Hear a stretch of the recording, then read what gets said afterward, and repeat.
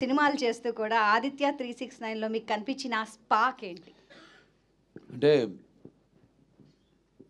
సినిమాకి వేరియేషన్స్ అప్పుడే ఇప్పుడు ఆయన చెప్పినట్టు ఒక లారీ డ్రైవర్ ఒక పక్క, నారి నడుము నారి ఒక పక్క, ఇట్లా రకరకాల సినిమాలు చేస్తూ అంటే ఒక ట్రెండ్ సెట్ చేయడం. అంటే ఫస్ట్ అసలు చలనచిత్ర పరిశ్రమలో, ఈ భారత చలనచిత్ర పరిశ్రమలో ఒక కమర్షియల్ ట్రెండ్ సెట్ చేసింది ముందుగా నాకు జన్మనిచ్చి నన్ను అందరి గుండెల్లో ఆయన ప్రతిరూపంగా నిలిపిన యుగపురుషుడు. అలాగే విశ్వానికే నటన ఎలా ఉంటుందో చూపించిన నా తండ్రి, నా గురువు, నా దైవం, కారణ జన్ముడైన నందమూరి తారక రామారావు గారు. ఆయన నాకు ఇన్స్పిరేషన్ అండి. ఎందుకంటే ఇటువంటి వాటిల్లో అప్పుడు ఏదో ఒకటి కొత్తదనం మొదటి నుంచి కూడా ఆయన మంచి పండు వయసులో ఉన్నప్పుడు రాజు పేద డీ గ్లామరైజ్ క్యారెక్టర్ చేయడం, అదే ఇన్స్పిరేషన్తో నేను భైరవ దీపంలో మరి కురుపి వేషం చేయడం అంతకంటే ఘోరం అసలు. అందులో అయినా అంత కొంచెం నీట్గా, ఇందులో అయితే అసలు టోటల్గా హంచ్ బ్యాక్, ఒక కన్ను మూతపడిపోయి పళ్ళు బయటకు ఉండి అంటే అట్లా చేయడం ధైర్య సాహసాలు ఇచ్చింది ఆయనే నాకు. అటువంటప్పుడు ఎప్పుడు కొత్తదనం ప్రజలు కోరుకుంటూ ఉంటారు, డెఫినెట్గా వాళ్ళు ఉంటుంది, కానీ ఏంటన్నదే అది మనం ఎక్స్ప్లోర్ చేయాలి, అది ఇంపార్టెంట్. ఎందుకంటే దానికి ఒక సర్వే అంటే మనం ఒక ఆత్మ పరిశీలన చేసుకోవాలి. ఇంతవరకు చేసింది ఏంటి, ఇంకా ఏం చేయాలి, ఇంకా ఒక అదే యాక్టింగ్ అంటే నేను చెప్తుంటాను, అరవడమో లేకపోతే ఏడవడమో ఒకరిని ఆనందపరచడానికి విసిరే నవ్వు కాదు. యాక్టింగ్ అంటే ఒక పాత్రలోకి, ఆ పాత్రలో యొక్క అనుభవాలు మనకు తెలీదు. ఆత్మలోకి మనం వెళ్ళడం యాక్టింగ్ అంటే. సో అటువంటిది చేద్దాం, కొత్తగా చేద్దాం. అలాగే కృష్ణప్రసాద్ గారు, మన ముఖ్యంగా ఎస్పి బాలసుబ్రహ్మణ్యం గారు, ఆయన వెనకుండి సారథిగా ఈ చిత్రానికి వెన్నెముకై కృష్ణప్రసాద్ గారిని ప్రోత్సహించడం. నిర్మాత ఎవరన్నది కాదు, మంచి ఆలోచనతో వచ్చిన ఎవరైనా సరే వాడిని మనం ప్రోత్సహించాలి. కొత్తదాన్ని మనం ప్రజలు ఇవ్వాలి. మేము ఎప్పుడూ ఒక నిత్యావసర వస్తువులు లాంటి వాళ్ళం, అంటే ఎవ్రీడే ఒక కమోడిటీ. సో అది మనం ఇస్తూ ఉండాలి. మన తెలుగు ప్రజల్లో ఒక ప్రత్యేకత ఏంటంటే ఎప్పుడు కొత్తదాన్ని ఆదరిస్తారు. మొదటి నుంచి చెప్పుకొచ్చాను, నాన్నగారు మంచి పండు వయసులో ఆయన భీష్ముడు పాత్ర వేయడం ఏంటి, అటువంటి ఎన్నెన్నో సాహసాలు చేసి ప్రజల మన్నలను పొందారు ఆయన.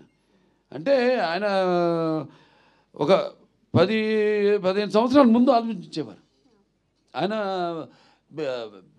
ఒక రకంగా నిర్మాతలు కూడా ఏదైనా సినిమా కూర్చో యావరేజ్గా దాటితే కూడా ఆయన చెప్పేవారు, సలహా ఇచ్చేవారు, ఏమండి ఈ నెగిటివ్ ఎప్పుడు తాకట్టు పెట్టద్దు మీరు ఎక్కడ కూడా, ఇది ఎప్పటికైనా బంగారు గుడ్లు పెట్టే బాతు, దట్ ఈస్ ఎన్టీఆర్ అనేవారు ఆయన. అంటే ఆయనకు ఒక నిర్మాత బాగుండాలి, రేపు అది ఏంటి ఎవరు నిర్మాత వచ్చినా కూడా. సో అలా ఒక మంచి సినిమా చేస్తున్నాం అన్న ఒక సంతోషం. అలాగే నాన్నగారు సినిమాలు చూస్తూ పెరిగాను. సో నా కొట్టిన పిండి ఈ పాత్రలన్నీ, శ్రీకృష్ణదేవరాయలు అయితేనేమి, నాన్నగారు చేశారు 2 సినిమాలు.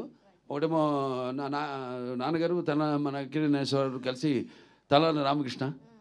సో అవన్నీ ఎప్పుడు అవే చూస్తుంటాను, పాత సినిమాలు. అట్లోంచి మళ్ళీ కొత్తదనం వైపు కూడా నేను కూడా 25 సంవత్సరాలు కొన్ని సాహసించి చెప్పేస్తుంటా క్యారెక్టర్. మా డైరెక్టర్లు కూడా వాళ్ళు చాలా ఇక తరతిద్దాం ముందు, ఇది లేకపోతే ఎంతో ముందుగా ఆలోచిస్తున్నారు మీరు వద్దని. సో అలా నా ఇన్స్పిరేషను, ఆ ధైర్యంతో మంచి సినిమాని మనం చేయబోతున్నాం. అంటే చాలామంది అప్పటికంటే కూడా ముందు ఆలోచించేసాం, ముందు జనరేషన్స్ని. Correct, forward thinking. ఎవరు రేపు చూస్తారు, రిలీజ్ అయితే సినిమాని ఎలా ఆదరిస్తారు. ఎందుకంటే ఇప్పుడు నేను ఒక 2 జనరేషన్స్ కనెక్ట్ అయిపోయాను నేను. అది సినిమాల ద్వారా కానివ్వండి, లేకపోతే అన్స్టాపబుల్ ప్రోగ్రామ్ ద్వారా కానివ్వండి, అలా 2 జనరేషన్స్. అంటే నా కొడుకే కాదు, నా మనవాళ్ళతో కూడా నేను కనెక్ట్ అయిపోయాను. సో వాళ్ళకి ఇది కరెక్ట్ యాప్ట్ పిక్చర్ బాలకృష్ణది ఈ సినిమా. అన్ని సినిమాలు పిల్లలు కూడా చూస్తున్నారు, డైలాగులు చెప్తున్నారు. ఏది మా డాకు మహారాజు కానివ్వండి, లేకపోతే మా నేలకొండ భగవంత్ కేసరి కానివ్వండి, లేకపోతే అఖండ కానివ్వండి, లేకపోతే వీరసింహారెడ్డి కానీ. అటువంటిది మరి మెయిన్గా ఒక సింగతి శ్రీనివాసరావు అంత ముందు చేసిన సినిమాలు, ఆయన చేసిన ఎక్స్పెరిమెంట్స్. సో ఆ ఎక్స్పెరిమెంట్స్ నాకు ఆయన మీద ఒక నమ్మకం. ఇప్పుడు బాపు గారి డైరెక్షన్లో నేను శ్రీరామరాజ్యం చేసినట్టే. ఎందుకంటే బాపు గారు లేకపోతే ఆ సినిమాని చేస్తుండేవాడిని కాదు. అలాగే ఇప్పుడు సింగతి శ్రీనివాసరావు ఆయన చేసిన సినిమాలు, రకరకాల సినిమాలు, అవన్నీ నెమరేసుకుని బాగుంటుంది, వెరైటీగా ఉంటుంది, చాలా బాగుంటుంది, మంచి సినిమాని మనం ఇవ్వబోతున్నాం. ఇప్పుడు అంటాను, ఇప్పుడు చాలామంది పద్మభూషణ్ వస్తే మీకు కొంచెం లేట్గా ఇచ్చారనుకుంటా, అంటే కాదు కరెక్ట్ టైంకి వచ్చింది నాకంట. ఎందుకంటే మళ్ళీ ఒక మామూలు సెకండ్ ఇన్నింగ్స్ అంటూ ఉంటారు మన ఇండస్ట్రీలో, అది ఆ పదం మన వంట పట్టదు. లేదు, మనం సినిమాలు ఇచ్చాం, 3 సార్లు ఎమ్మెల్యేగా గెలిచాం, ఆ తర్వాత ఆహా అన్స్టాపబుల్ నంబర్ 1 ప్రోగ్రామ్గా నిలిచింది మన దేశంలోనే. మరి క్యాన్సర్ హాస్పిటల్ ద్వారా క్యాన్సర్ రోగులకు మనం సేవలు అందించడం, ఇవన్నీ కూడా చూసుకుంటే అప్పుడు క్యాన్సర్ హాస్పిటల్ చైర్మన్ కాదు ఒకళ్ళు ఇదివరకు ఏదైనా ఇటువంటిది ఇచ్చుంటే సరే రేపటి అంతే. ఇప్పుడు ఇందాక అన్నారు మాటల్లో కాకతాళీయమో యాదృచ్ఛికమోనని. సో అలా సినిమా కూడా ఇప్పుడు జనరేషన్ ఇప్పుడు రేపు చూస్తారు జనం ఎలా దీనికి ఎలా అంటే అందరూ ఆల్ ఏజ్, ఒక ఏజ్ బ్యాడ్ ఇప్పుడు దేనికి, ఎందుకంటే ముఖ్యంగా ఈ సినిమాకి గుండెకాయ శ్రీకృష్ణదేవరాయలు ఆ పాత్రే మెయిన్ కాన్సెప్ట్లో, ఆ పాత్రని ఎన్నుకోవడం. ఇప్పుడు చాలామంది ఈ సినిమాని అంటే ఫ్యూచరిస్టిక్, ఇది ఫస్ట్ సైన్స్ ఫిక్షన్ ఫిలిం అట్లా చాలామంది ట్రై చేశారు. హిందీలో ఒక పిక్చర్ ముహూర్తం కూడా చేశారు సినిమా, ఇటువంటి సినిమా దాన్ని షెల్ఫ్ చేసేసారు, తీయలేదు. అలా తర్వాత వచ్చిన సినిమాలు ఏవి కూడా ఇది మన సినిమా సక్సెస్ అయినట్టు ఏది సక్సెస్ కాదు సినిమా. ఎందుకంటే మనకి జనం అంటే మనకి ఈ శ్రీకృష్ణదేవరాయల పాత్రని అంత అద్భుతంగా అప్పుడు నాన్నగారు కానివ్వండి, అదే నాన్నగారే మీరు ఎంత అందంగా ఉన్నారండి, అసలు ఎంత ముద్దొచ్చేస్తున్నారు అసలు. దాంట్లో అదే తెల్ల రామకృష్ణ కానివ్వండి, వెరీ నైస్. సో భాష మెయిన్గా పిల్లలకి ఇప్పుడు తింటోంది మేకతోక మేకతోక మేకతోక మేకతోక మేకతోక, ఇట్లాంటి భాష మీద కూడా ఇప్పుడు ఎలా అంటే మన భాష మీద ఇంట్రెస్ట్ పుట్టిస్తాం, కలిగిస్తాం. అంటే అట్లా అని కాదు నేను చెప్పేది, ఇప్పుడు నేను చెప్పిన సినిమాలు అన్ని డైలాగులు కూడా చిన్న చిన్న పిల్లలు కూడా చెప్తున్నారు. అట్ట కాకుండా బాగా ఇంకా దానికి యాప్ట్గా అంటే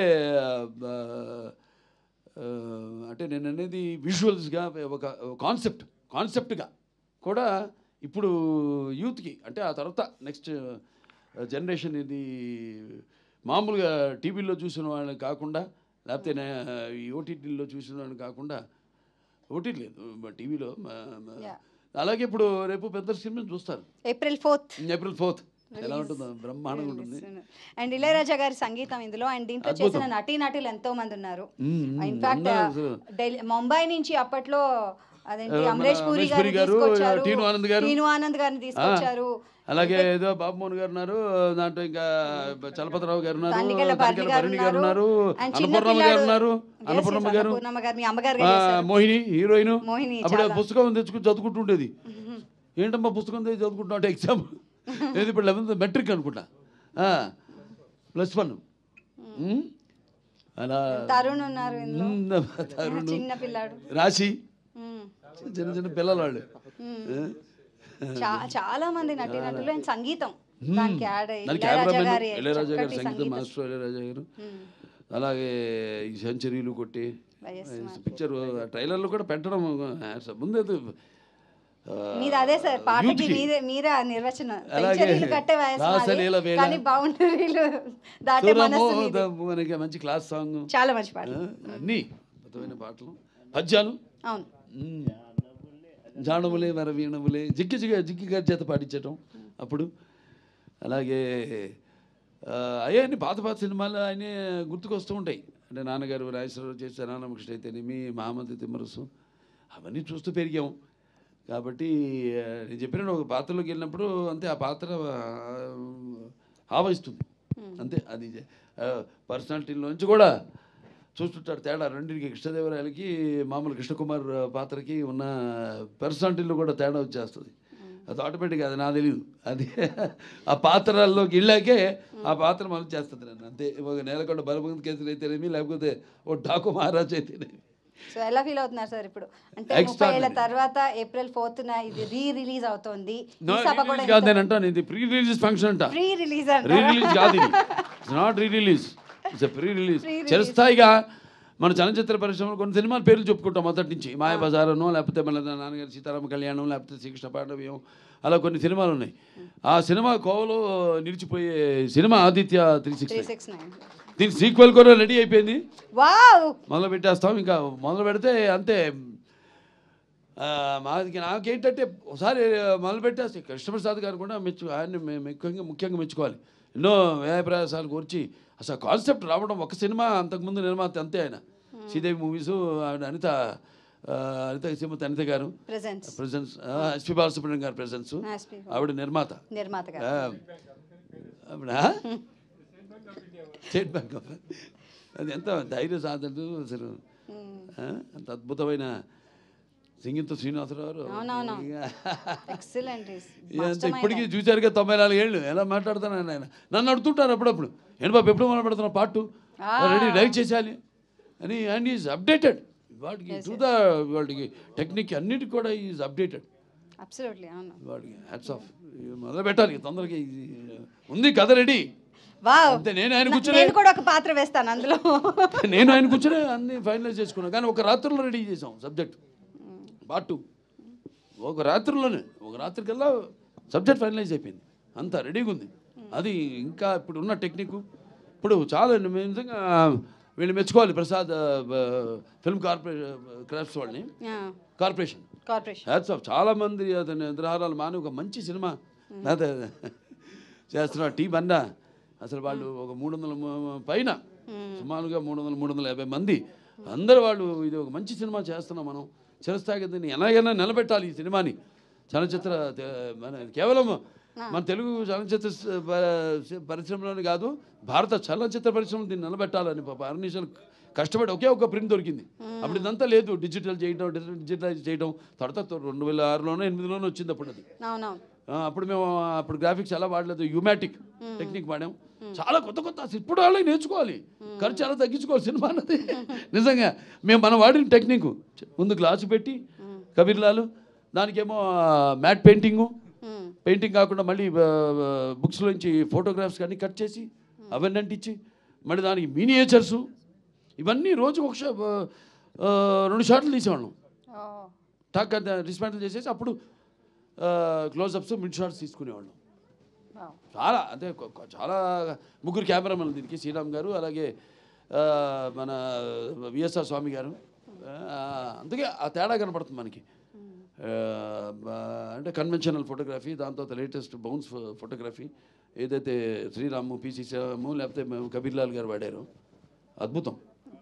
సో 4th ఏప్రిల్ అందరినీ ఒకసారి మరోసారి మీ పిల్లలతో అందరితో వచ్చి చూడాలని మీరే చెప్పాలి అందరికి. బికాజ్ యు ఆర్ చూస్తారు, మీరే భుజం మీద అంత కాన్ఫిడెంట్ నాకు. ఎందుకంటే ఇప్పుడు అప్పట్లో చేసాం, అది నేను చెప్పినట్టు చిరస్థాయిగా ఉండిపోయే సినిమా ఇది ఖచ్చితంగా. ఇక ఎక్కడి నుంచి ఇక ఈ సినిమా చూస్తూనే ఉంటారు, ఇక జనరేషన్స్ టు జనరేషన్స్ నిర్విరామంగా ఫర్ ఎవర్. అంతే చాలా ఎంతో కష్టపడ్డారు. అందరికీ నా అభినందనలు తెలియజేసుకుంటా, కృతజ్ఞతలు తెలియజేసుకుంటున్నాను. To restore the film, restore చేయడం అనేది మేము చాలా కష్టమైన దీంతో క్రాఫ్ట్తో కూడుకున్న. అవును, గత 3 నెలల నుంచి దానికే వర్క్ చేస్తున్నారు. 8 months నుంచి. I'm sorry sir. సో 8 నెలల నుంచి చేశారంటే ఇట్స్ రియలీ గ్రేట్. మళ్ళీ ఇది తెలియదండి, రీబార్న్ అన్నట్టు చెప్పాలంటే ఈ సినిమా గురించి ఇప్పుడు తెలుస్తుంది. అప్పుడు కొంతమంది చూశారు కానీ ఎవడు చేసినా కూడా ఎవడు అది కాల అనుకున్నంత వరకే, అంతేగాని ఏది జరగల ప్రాక్టికల్గా. ఇక ఈ సినిమా ఇవాళ మాట్లాడుకుంటారు మొత్తం మన ఇండియన్ ఫిల్మ్ కమ్యూనిటీ మొత్తం కూడా ఈ సినిమా గురించి మాట్లాడుకుంటుంది. ఇప్పుడు రిలీజ్ అయ్యాక సినిమా గురించి ఖచ్చితంగా no doubt about it. Telugu వాళ్ళ గొప్పతనం, మన వాళ్ళ తెలుగు వాళ్ళ ముందు చూపు ఖచ్చితంగా forward thinking. Thank you so much అండి. ఇట్స్ ఎ ప్లెజర్ మిమ్మల్ని ఇలా కలుసుకోవడం. అందరు కూడా నా విశ్వావసు నామ సంవత్సరం శుభాకాంక్షలు తెలియజేసుకుంటున్నాను అందరికీ. ఉగాది